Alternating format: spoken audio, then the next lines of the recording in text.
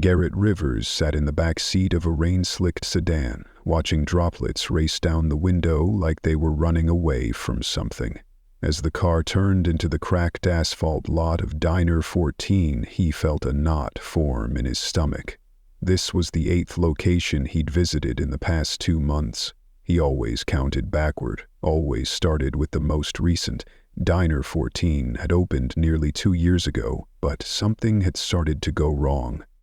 Something had started to go wrong, not on paper. Sales looked fine, but the recent online reviews were like whispers in the dark. The food tasted off, the staff felt robotic, and customers left feeling cold. It didn't match the heart and grit he'd built the brand on. 12 years ago, Garrett had been the guy scrubbing floors after midnight shifts, saving every spare dollar, every coin dropped beneath the counters. He opened his first diner just outside Detroit, and back then, he picked out every color on the wall, nailed every booth together himself, and shook hands with every hire. He remembered crying in his car the day they opened the second location, proud, terrified, hopeful. But once they reached store number 10, his world shifted. More boardrooms, fewer burgers. He wasn't building anymore. He was managing. And now, he only visited when something didn't feel right. Like this. He had never met the crew at Store 14.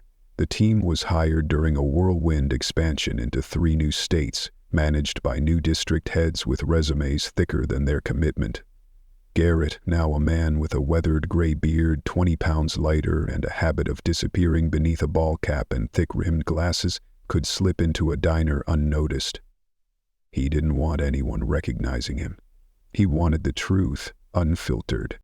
The bell above the door jingled weakly as he walked in, stretching like he'd just come off a long drive. A young hostess, eyes heavy with fatigue, looked up from her tablet, mid-greeting. Just one, yeah? Garrett said, his voice slightly gruffer, masking familiarity. Heard you've got a killer burger. She didn't look up, just gestured lazily. Sit anywhere? Garrett slid into a booth in the far corner. No music played. The silence made the air feel heavier. The place was only half full, but it felt neglected. Crumbs clung to the floor like secrets no one wanted to clean. Napkin holders stood half empty. The ketchup bottle was sticky with forgotten spills. A teenage waiter shuffled toward him, his posture screaming indifference. You ready, or? Garrett glanced at the menu out of habit. He could recite every word. House burger. Medium. And a coffee. The waiter didn't bother writing it down. Sure, whatever, he mumbled, already turning. From the corner of his eye, Garrett noticed a woman at the counter trying to get help. No one came. For 5 full minutes, behind the small kitchen window, he spotted the cook, sweat beading across his brow, sluggish in his movements. Then Garrett saw it. The cook pulled a gray, limp patty from a container and tossed it onto the griddle like it was trash. Garrett's blood chilled. That meat wasn't fresh. It hadn't been formed today. Hell, it didn't look like it was formed this week, and that wasn't just bad practice. It was betrayal. Garrett himself had written that policy, every patty hand-formed daily, because flavor mattered. But more than that, principle mattered. Your medium burger for that guy, the waiter called lazily. They're all the same, the cook grunted. Doesn't matter. Garrett's jaw tightened. He could feel it, that slow-burning fury that came from more than disappointment. It came from loss, from watching something you built, something you bled for, slip into the hands of people who didn't care.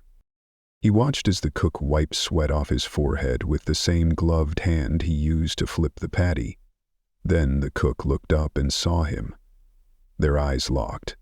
A flicker of challenge passed between them. The cook smirked and pointed.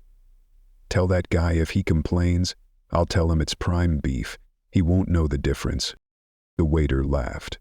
Right, like we actually serve prime. Garrett's hands curled into fists beneath the table. His stomach churned, not from the food, but from the shame. The betrayal wasn't just theirs. Somewhere along the way, maybe he'd let this happen. Maybe in chasing growth, he'd let the soul slip out of the very thing he loved. "Tell him we grind it fresh daily," the cook called over the sizzle of the grill. "That's the line." Moments later, the waiter slid a plate in front of him with a hollow grin. "Enjoy, that's our house beef, fresh ground every morning." Garrett didn't speak. He just stared at the burger. It looked fine, passable, like a lie wearing makeup. But inside, something was breaking. Garrett stared down at the burger like it was something foreign, an artifact from a life he no longer recognized. He didn't touch it, didn't move. The patty sat there, steaming, innocent in appearance but heavy with betrayal. "You good?" the waiter asked, hovering just long enough to sound polite. Garrett looked up slowly, forcing a faint smile. "Yeah," he said quietly. "Thanks." The kid walked off without another glance. Garrett's heart was pounding now, not just from what he'd witnessed, but from the sheer weight of what it meant. He had trusted the system, trusted his people, believed that the foundation he built with bare hands and sleepless nights would hold even if he wasn't in the room. But here he was, watching his vision rot from the inside. That cook had lied, boldly, casually, and not to him, as Garrett, but to a customer, to the kind of person who used to keep his lights on. That realization hit harder than anything. Garrett stood abruptly, left a crisp 20 on the edge of the table and walked out without looking back. Outside under the gray sky, he felt the wind cut across his face like a slap of reality. He pulled out his phone and dialed. When Frank, his district manager, answered, Garrett's voice was barely above a whisper. "Don't tell anyone," he said, jaw clenched. "But I need you at store 14 tomorrow morning. No meeting. We're doing a clean sweep." Frank hesitated. "Is it that bad?" Garrett's eyes lifted toward the flickering sign above the diner. The bulbs buzzed and sputtered, half lit, half dead. A perfect metaphor. "It's worse," he said. The next morning, Garrett arrived just after dawn, dressed like a ghost of the man who once built dreams out of booths and burgers. Same worn cap, same glasses, same neutral windbreaker zipped up to his neck. This time he parked further from the building, blending into the morning fog like someone with nowhere else to be. He watched the doors from a distance, tracking movement. At 7:15, only one other customer had wandered in. Inside, the same weary hostess was back behind the podium. Her shirt looked like it had spent the night in a laundry pile, wrinkled, a faint coffee stain near the collar.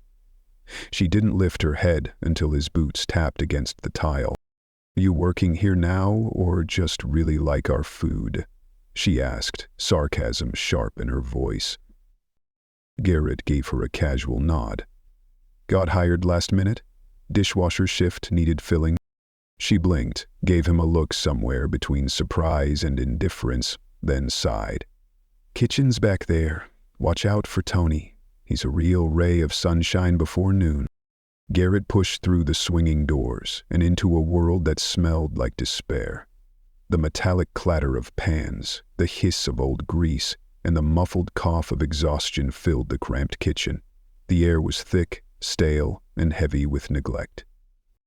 Tony was at the grill again, already sweating through his shirt like the work itself was trying to drown him. Next to him, a younger line cook stood with earbuds in, slicing pickles over a trash can, each cut careless, disconnected. No one noticed Garrett, no one greeted him. He could have been invisible.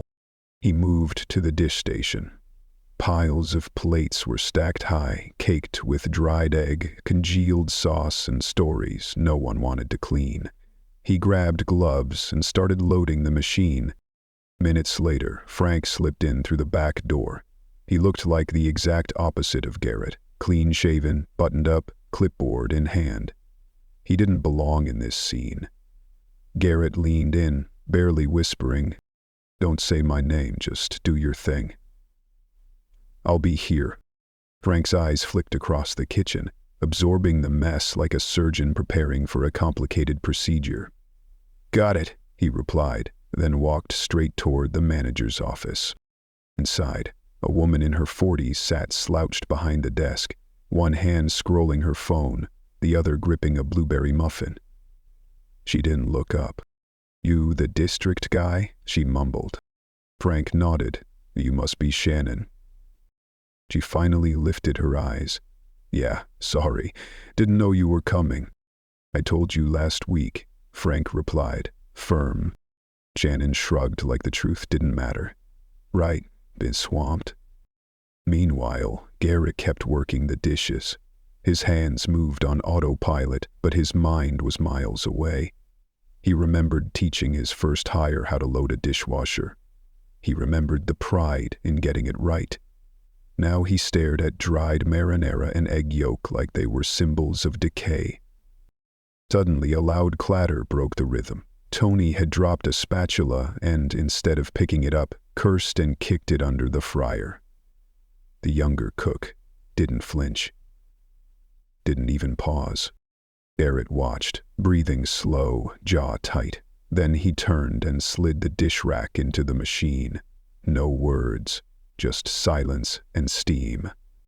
Moments later, Shannon emerged from the office with Frank trailing close behind. "All right," she called out, clapping her hands once. "District's doing a surprise inspection, so let's all pretend we didn't just roll out of bed." Tony didn't turn. Didn't even acknowledge her. "You want fresh breakfast food?" he grunted, flipping bacon with boredom. "Tell the supplier to stop sending frozen. I'm not a magician." Garrett's eyes didn't leave him, because he wasn't looking at a man anymore. He was looking at a symptom, and he knew. The infection went deeper than he feared. Frank stepped forward, his tone steady. "Is that how you talk in front of your team?" Tony finally turned, eyes already tired and irritated. "There are no customers back here." Frank didn't raise his voice. He didn't need to. "You've got a team. That includes the dishwasher, the line cook, the cashier out front. Whether you see them or not, you set the tone." Tony slammed the spatula down on the prep counter, his jaw clenched as his voice rose. "I've been here since 5 in the damn morning. We're short 2 cooks and the last guy quit halfway through lunch yesterday. You want perfect? Get me more bodies." Garrett kept his head low, still scrubbing plates, but every word hit like a brick. He wasn't just listening, he was absorbing the culture, the exhaustion, the rot beneath the surface. He could feel the frustration, sure, but something deeper was wrong. Tony wasn't overworked. He was done caring. Frank inhaled through his nose, steadying himself. "We'll talk later." For the next hour, Garrett barely washed. He watched, observed. The kitchen gradually filled with tired bodies. 2 waitresses showed up. The first dragging her feet like she hadn't slept. The second already arguing with Shannon near the service window. "I've worked 5 doubles in a row," the younger one snapped, voice cracking with emotion. "You told me I'd get a break this week." Shannon didn't even flinch. She waved a dismissive hand without looking up from the POS system. "Take it up with corporate." "She is corporate," the girl said, pointing at Frank. Her eyes were red, not just from fatigue, but from the frustration of being unheard for too long. Frank stepped in, trying to bridge the tension. "Actually, if there's a problem, I do want to hear it." "But Sevi's super..." Shannon let out a dry laugh. "You want to take over the schedule? Be my guest." Garrett stepped away from the dish station, walking past the chaos and into the dry storage room. His eyes scanned the shelves, half-stocked, labels peeling. It was like walking into a room full of forgotten promises. He picked up a box of pancake mix, and when he checked the expiration date, his stomach dropped. 6 months expired. He brought it back out, placed it on the prep counter like evidence in a trial. then returned silently to his post. At 10:30, the real heartbreak walked in. A father and his daughter, maybe 10, they took a booth by the window. Garrett watched closely as the same exhausted waitress approached. She scribbled their order quickly, mumbled something, and disappeared. A few minutes later, she returned with a lukewarm coffee poured from a carafe that looked like it belonged in a thrift store. The girl asked for a milkshake. The waitress didn't even pretend to care. "Machine's broken," she muttered. "Magascon" was all Nolan could make. But Garrett had seen Tony make himself one earlier. The machine worked fine. He took off his gloves and stepped into the front of house, pretending to check the syrup dispensers. As he passed the booth, he caught the father leaning in, his voice soft but heavy. "You know," the man told his daughter, "when I was your age, this place used to feel special." She looked around, wrinkling her nose. "It's kind of gross." Garrett felt something cave in his chest. That one word, gross, carried the weight of everything he'd feared.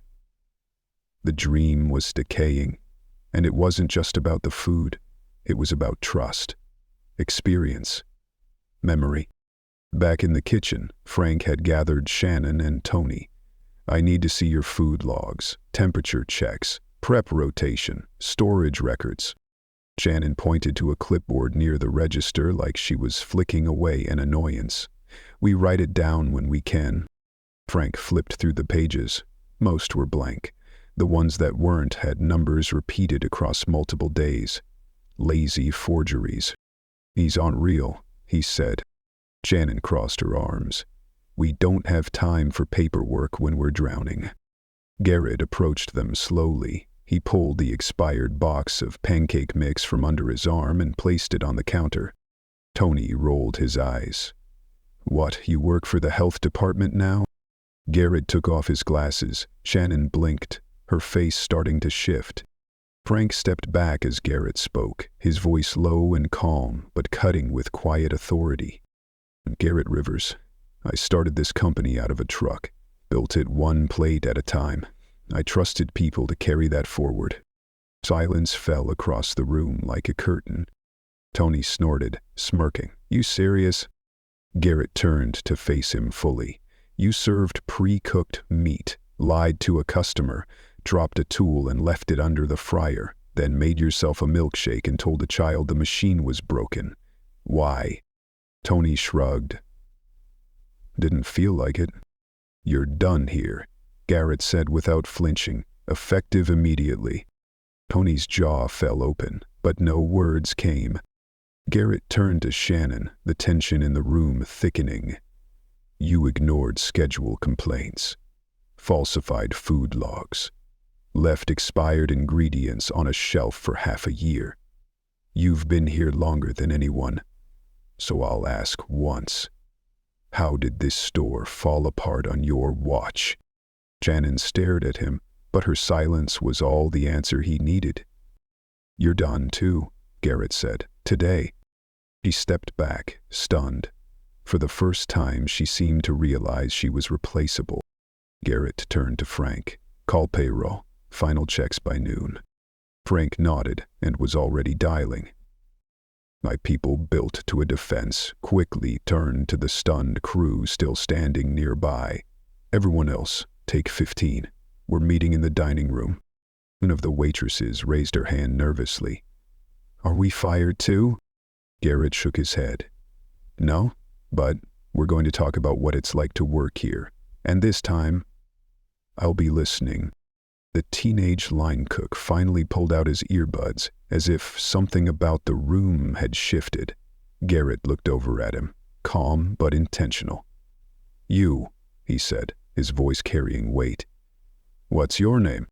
"Ellie," the kid replied, wiping his hands on his apron. "You've been prepping non-stop. You staying?" Ellie gave a small, tired nod. "Yeah." "Good," Garrett said, softer now. "Go take your break." Garrett stepped out into the dining room. The booth where the father and daughter had sat was empty now. The dishes were cleared, but on the tabletop 2 crumpled dollar bills remained. left behind as a tip, a whisper of gratitude from someone who expected nothing. Garrett picked them up, holding them for a long moment. They felt heavier than they should have, not because of their value, but because of what they symbolized. A place that used to be worth more. He sat down at a table near the windows, hands resting on the surface, watching the door. One by one, the remaining staff trickled in. Uncertain, hesitant, each of them scanning the room like they weren't sure if this was a meeting or a reckoning. There was no clipboard on the table, no assistant standing nearby, no cameras capturing a PR moment, just Garrett, owner, founder, dishwasher, and the people holding the last pieces of this place together. Illy, the line prep, sat down first. Harper, the young waitress with fire in her tone, settled across from him. Mia, the hostess, slid quietly into a seat at the far end. Trina, a woman with a faded name tag and sharper edges in her eyes, leaned back in her chair with arms crossed. Last was Marcus, the part-time busser, still in his hoodie, backpack slung over one shoulder. Garrett met each of their eyes, one at a time. "I'm not here to lecture," he began. "I'm here to understand. Speak freely. Nothing you say right now will be held against you. That's my promise." Harper exchanged a glance with Trina, who gave a small shrug. Then Harper took a breath. "I've been here 4 months. It was okay at first, but then it got bad. We'd get yelled at for taking 5-minute breaks. Shannon changed the schedule last minute, and then blamed us when we couldn't show up." Garrett nodded, listening without flinching. "Did you report it?" "I tried. Called to the HR line, left messages. Never heard back." Her voice lowered. "After a while, I just stopped trying." Trina spoke next, her voice low but full of quiet power. "I've been in this industry over a decade. Took this job because it was supposed to be stable. But Shannon didn't want input. She wanted silence. Tony treated the kitchen like his garage. Challenge him, and he'd freeze you out." Garrett leaned forward slightly. "Freeze you out how?" "He'd trash your station, screw up your prep on purpose, then blame you when the line slowed down." Her jaw tightened. "I saw him do it twice. One guy quit mid-break fast rush, just walked out." Garrett glanced at Frank, who was seated nearby, scribbling notes. "Any of that reach you?" Frank shook his head. "Not a word. I didn't even know we lost anyone last week." Garrett turned back. "What about the food? Did anyone else see shortcuts?" Marcus raised a cautious hand. "I've only been here 2 weeks, but yeah, I saw Tony use meat that smelled bad. He just buried it in seasoning and told me not to say anything." Garrett asked gently, "Did you?" Marcus lowered his eyes. "No. I didn't want to lose the job. My mom's sick. We need the money." Then, finally, Mia spoke. Her voice was quiet but carried years behind it. "I'm not surprised. I've seen worse. Worked somewhere the manager threw dishes at people. At least here it's just neglect." Garrett's expression darkened. "Neglect is still failure. Especially when it starts at the top." "Who's most?" 3 dishwashers quit in 2 months. 2 line cooks are gone. A server walked out last weekend. Night manager left a note on his last shift. Said he was tired of cleaning up other people's messes. Frank looked up from his pad. "I didn't see that in the turnover report." Harper spoke up. "That's because Shannon shredded it. I saw the note. She read it, rolled her eyes, and threw it out." Garrett stood up. The motion was slow, deliberate. He began pacing, letting the weight of everything settle. "I built this company so people could get good food in a place they trusted. But we can't offer that if the people working here feel disposable." He stopped, looked each of them in the eye. "I can't fix this in a day. But I will fix it. And it starts now." Turning to Frank, he continued, We'll rotate in a senior manager from another store. 60 days minimum. I want a full audit, scheduling, payroll, inventory, pull security footage for the last 30 days. I want names. I want timestamps. Frank nodded. Starting today, Garrett turned back to the group. Until then, I'm staying here. I'll cover dishwashing and help with prep. I need to see it all. Mia lifted an eyebrow. You're really going to wash dishes? Yes, Garrett answered without hesitation. Trina leaned forward. Then you'll see what it's like when the machine breaks in the middle of a shift and no one brings gloves. Eric nodded. That ends today. What else aren't you getting? Ellie spoke first. A working thermometer. We've been guessing grill temps for weeks. Log that, Garrett said to Frank. Harper added. Menus were low, some are torn, guests complain. We'll replace them. Trina looked up. Real breaks, not stolen minutes. And someone to back us when customers get nasty. It's getting worse. We'll assign a rotating floor supervisor, one for every shift. Someone who walks, watches, and supports. Mia hesitated, then said, Can we get better lighting in the parking lot? I don't feel safe walking to my car after close. Garrett's jaw tightened. Approved. I'll handle it myself. He looked around once more, this time not as an owner, but as someone rebuilding from within. I can't undo the damage from bad leadership, he said, but I can promise this. We're done tolerating it. If anyone disrespects you again, they're gone. No second chances. Trina leaned forward, voice softer now. What about us? The ones who didn't speak up sooner? You were surviving. That's different than enabling. You're speaking now, and that matters. Harper lowered her gaze. But what if it happens again? What if someone new comes in and it's just more of the same? Garrett paused. The air in the room felt heavy with hope and doubt, fragile, trembling. Garrett didn't flinch. He reached into his jacket and placed 5 simple business cards on the table. No logos, no titles, just his name and a direct phone number. No assistants, no gatekeepers, just him. If it ever starts to slip again, he said quietly, you call me first. Harper picked up a card slowly, like it weighed more than it looked. One by one, the others followed. Marcus slipped his into his backpack without a word, like it was insurance against being forgotten. Garrett stepped back, giving them room to breathe. I'm heading back to the kitchen, but before I go, I need to ask one more thing.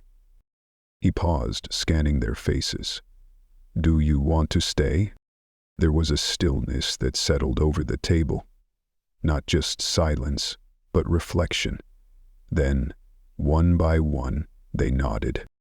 If things really change, Illy said first. Yeah, I'll stay. Me too, Trina added, arms uncrossing slightly. Harper glanced up from her card. I'll give it one more shot. Mia said nothing, but tucked the card into her apron, then gave a single nod. Marcus looked up and simply said, I need the hours. I'm in. Garrett gave a small, tired smile, one shaped by years of building and breaking and building again. Then let's get to work. He turned and headed for the kitchen, tying his apron on. Frank followed behind, already on the phone with corporate. Outside, the wind picked up. The old swing sign creaked, but inside store 14, something held still. Something grounded. By the end of that first week, Garrett had memorized the rhythm of the kitchen, the metallic clatter of utensils, the hiss of the flat-top grill, the soft thud of dish racks sliding into place. But he didn't just watch. He scrubbed trays, unloaded produce, caught the freezer door before it slammed shut. Every movement pulled him closer to the reality his team had been living. It was humbling, and it was necessary. Change didn't happen in fanfare. It started quietly. Carlos arrived midweek from Store 3 as interim operations manager. No flashy speeches, no power plays. He walked the floor, took notes, and fixed what was broken. His first act, repairing a bathroom door that had jammed for 4 months. Garrett called it a win. Carlos called it the start of trust. By Monday, the kitchen had working thermometers, gloves at every station, a real break schedule drafted by Frank. Expired inventory was gone. Every container labeled, every cooler in order. Garrett made sure of it. But trust was slower. Harper stood near the sugar caddies one afternoon, restocking with a little more force than necessary. Garrett dried his hands and approached gently. "You doing okay?" She didn't look up. "We'll see." She slammed the last caddy down. "Something's still off. You replaced the manager, gave us cards, fixed some shelves. But I'm still short 3 people, still covering tables I can't see. A family walked out today because we were stretched too thin. And that's on me." Gareth nodded, unshaken. "I know. It's not fixed yet. But I've approved overtime. You'll get paid for every extra minute. We're offering bonuses for referrals too. I'd rather rebuild around people you trust than hire strangers again." Harper hesitated, weighing the offer. "So if I bring someone in, and they're solid, they get to stay, no games, no politics, no favorites, they earn it, they keep it." She didn't smile, but her shoulders eased. "I've got a cousin, worked counters since high school. I'll bring her in." Garrett stepped aside, motioning her forward. "I'd like that." The cousin came the next day. Her name was Rena Sharp Eyes, spotless sneakers, quiet confidence. She moved like someone who knew how to stay steady in a storm. By the end of her shift shadowing Harper, she was asking where to find the bleach bucket without being told. Carlos hired her before dinner rush. Progress crept in. Illy, still the quiet one, took on more without being asked. He started labeling trays during breaks, organized the spice rack, even brought his own sharpening stone to fix the prep knives. Garrett pulled him aside Thursday evening. "You've been holding this place together," Garrett said. "I see it." Illy blinked, unsure. "I just didn't want to lose another job." "You deserve better than that. Starting next week, you'll train under Carlos. You're learning to run the line." Illy's eyes widened. "Lead cook? You've earned it." He nodded, slow, as if exhaling a weight he'd carried too long. "All right, I'm in." But not every moment felt like progress. Saturday night, Garrett stayed late helping Trina clean the booths. The diner was nearly empty when a man in a blazer stormed in, barking into his Bluetooth earpiece. "I need a breakfast sandwich. No egg. Extra bacon. Fast," he snapped, eyes still on his phone. Rena stayed composed. "Anything to drink?" "Coffee black." Trina brushed past Garrett and whispered, "That's the guy who yelled at Harper last week, over oat milk." Garrett stayed close. The man looked up. "I've been to 5 of your locations. This one, worst run of them all." He leaned in toward Rena. "You listening?" Carlos stepped from the back. "Is there a problem, sir?" The man looked Carlos up and down. "You in charge? Then do your job. That girl barely speaks. Looks like she hates it here." Garrett stepped forward, voice calm but commanding. "That's enough." The man turned, incredulous. "Excuse me?" "You will not insult my staff in my dining room. You want food, be respectful, or leave." The man squinted. "Who are you?" "Owner." The man scoffed. "Your loss, pal." He stormed out. Garrett turned to Rena. "You okay?" She nodded, quietly. Carlos asked, "Want me to ban him?" Garrett didn't hesitate. "Mark his name. If he comes back, we don't serve him." The rest of the night passed in peace. Frank met Garrett by the exit. "Payroll's updated. Raises are live. We've filled one of the night shifts with someone from Store 9. It's temporary, but it helps." Garrett leaned against the doorway, tired but centered. Feels like a different place. Frank adjusted his jacket. Still a long way to go. I don't need perfect, Garrett said. I just need honest. Sunday morning, the bell chimed at 7:15. Mia walked in holding a box. These came from the printer. New menus. Laminated. Stain-resistant. I paid half. You can reimburse me if you want. Garrett took the box gently. I will. But thank you. You didn't have to. I wanted to, she said. She turned to go but paused. You sticking around? Garrett nodded. Good, she said, and walked off. By the following week, Store 14 had changed. Not louder, not flashier, just steadier. Staff moved with rhythm and quiet focus. Customers noticed. One review read, felt like the old version was gone. This one listens. Garrett sat in the back booth one afternoon, sipping real coffee. Strong, not watered down. He watched the team. Harper trained a new hire. Rena ran the register like a veteran. Illy called out orders with authority. Carlos sat beside him. We'll have a permanent GM by month's end, Carlos said. 2 strong candidates. Garrett watched the floor. Let's ask the team. They'll know who fits, Carlos smiled. That's a first. It won't be the last, Garrett said. As he stood to leave, he paused near the window. The booth once occupied by a disappointed father and daughter now held an elderly couple, laughing over pancakes in the morning paper. Above them, the light no longer flickered. Garrett stepped out into the afternoon sun. His boots crunched on clean pavement. No speeches, no headlines. Just quiet proof that change had arrived, and this time it was staying.